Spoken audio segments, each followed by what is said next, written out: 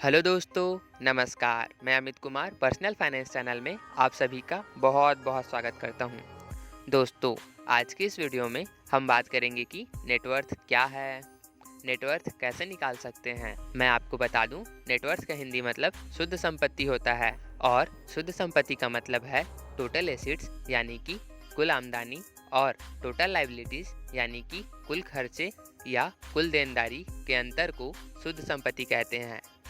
मान लो किसी एक व्यक्ति के पास 1 करोड़ का BMW कार है और उसके पास 5 करोड़ का बंगला और 10 करोड़ की कंपनी है। आप ऐसे आदमी को देखकर उसके आर्थिक स्थिति के बारे में यानी कि फाइनेंशियल पोजीशन के बारे में क्या सोचोगे? अगर आप नेटवर्थ के बारे में नहीं जानते हैं तो आप कहेंगे कि ये एक बहुत ही ज़्यादा अमीर आदमी है और इसकी फाइनेंशियल पोजीशन बहुत ही शानदार है। लेकिन अक्सर ऐसा नहीं होता। कहते हैं कि एक सिक्के के हमेशा दो पहलू होते हैं। इसका मतलब यह है कि अगर हम किसी व्यक्ति का सिर्फ संपत्ति देखते हैं तो हम सिक्के का सिर्फ एक पहलू देख रहे हैं और सिक्के का सिर्फ एक पहलू देखकर हम किसी सिक्के के बारे में सही जानकारी नहीं निकाल सकते। ठीक इसी तरह हम इस आदमी के संपत्ति के साथ साथ उसके देनदारियों को देखते हैं तो पता चलता है कि उस आदमी के ऊपर टोटल 15 करोड़ का कर्ज है। वैसे तो इस आदमी के पास कुल 16 करोड़ की संपत्ति है, पर 15 करोड़ की देनदारी यानी कि कर्ज भी है, तो इसके पास 1 करोड़ ही बचते हैं। अब इस बचे हुए 1 करोड़ से हम समझ सकते हैं कि उस आदमी की फाइनेंशियल पोजीशन कैसी है और इस तरह कुल संपत्तियों के जोड़ से कुल दायित्वों को घटाने के बाद जो संपत्ति बचती है उसी को उस व्यक्ति का नेटवर्थ कहते हैं, जो कि इस केस में है 1 करोड़ रुपये। तो देखा आपने, उसके पास 1 करोड़ की BMW कार, 5 करोड़ की बंगला और 10 करोड़ की कंपनी होने के बावजूद उसका नेटवर्थ सिर्फ 1 करोड़ की है।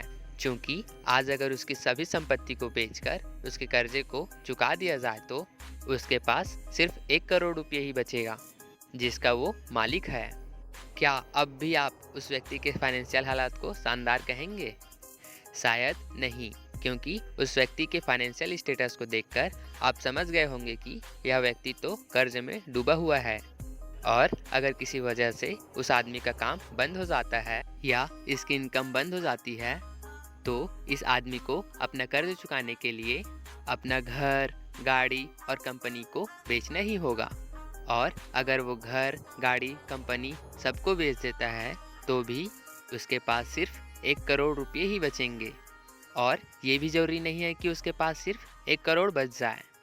अक्सर जब हम संपत्ति को बेचते हैं तो संपत्ति की बाज़ार में कीमत कम हो जाती है, तो इस तरह से ये भी हो सकता है कि वो आदमी पूरी तरह से कंगाल भी हो जाए और सब कुछ बेचने के बाद भी उसके ऊपर कर्जे बाकी रह जाए।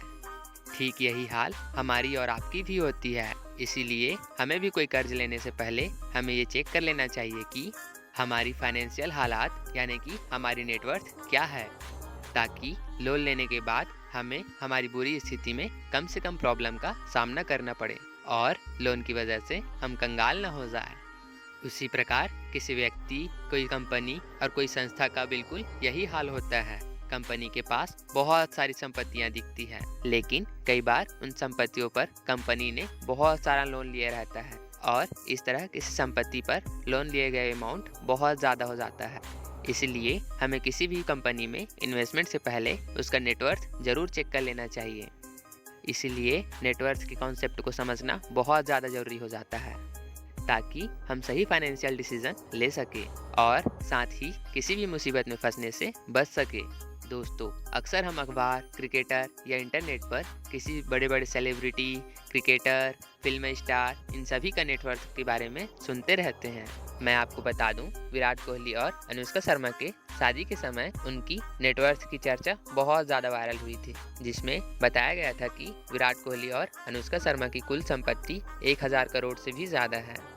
तो टीवी और अखबार वाले उनकी नेटवर्थ को बताकर उनकी आर्थिक स्थिति को कितना मजबूत है उसको बताने की कोशिश करते हैं।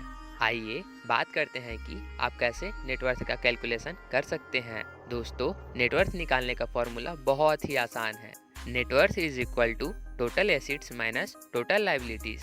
मान लीजिए आप अपना नेटवर्थ या करेंट फाइनेंशियल स्टेटस निकालना चाहते हैं, तो मान लेते हैं कि आपकी कुल संपत्ति, जिसमें आपका घर, जमीन, cash balance, bank account balance और अन्य संपत्तियों को मिलाकर आपके पास 50 लाख की संपत्ति होती है।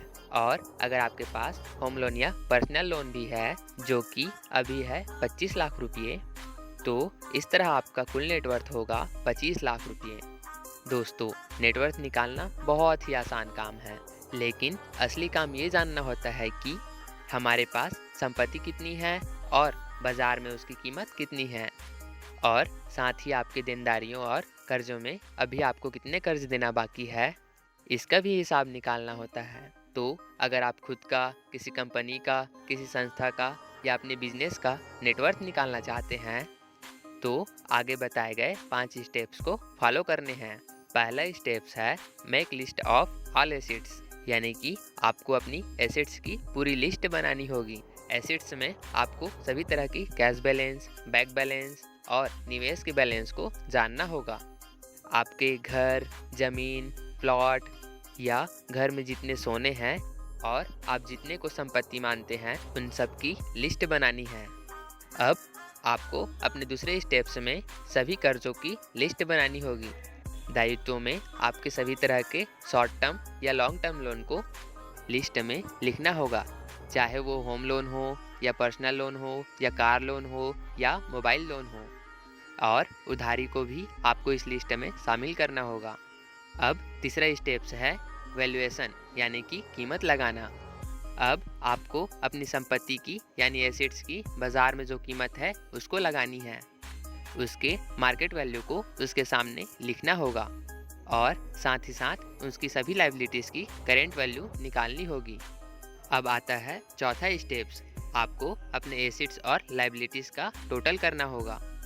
ये बिल्कुल आसान काम है, क्योंकि एक बार अपने सभी एसेट्स और लायबिलिटीज़ का वैल्यूएशन निकाल लेते हैं तो आपको सिर्फ उसका अंतर करना होता है। अब आपका नेटवर्थ यानी कि total assets minus total liabilities करके निकाल सकते हैं, और इस तरह इन स्टेप्स को फॉलो करके आप अपने नेटवर्थ निकाल सकते हैं। दोस्तों, इस वीडियो में हमने जाना कि नेटवर्थ क्या होता है और इसको कैसे निकाला जा सकता है। तो दोस्तों, अगर आपको ये वीडियो अच्छा लगा तो आप इसे ज़रूर लाइक करें, और हाँ, सब्सक्राइब करना ना भूलें, ताकि आने वाला एक भी इम्पॉर्टेंट वीडियो आपसे मिस ना हो जाए। और आप अपने सभी फ्रेंड्स को इस वीडियो को ज़रूर शेयर करें, ताकि उन्हें भी अपने नेटवर्थ के बारे में पता चल सके। अंत तक यह वीडियो देखने के लिए आप सभी का तहे दिल से धन्यवाद।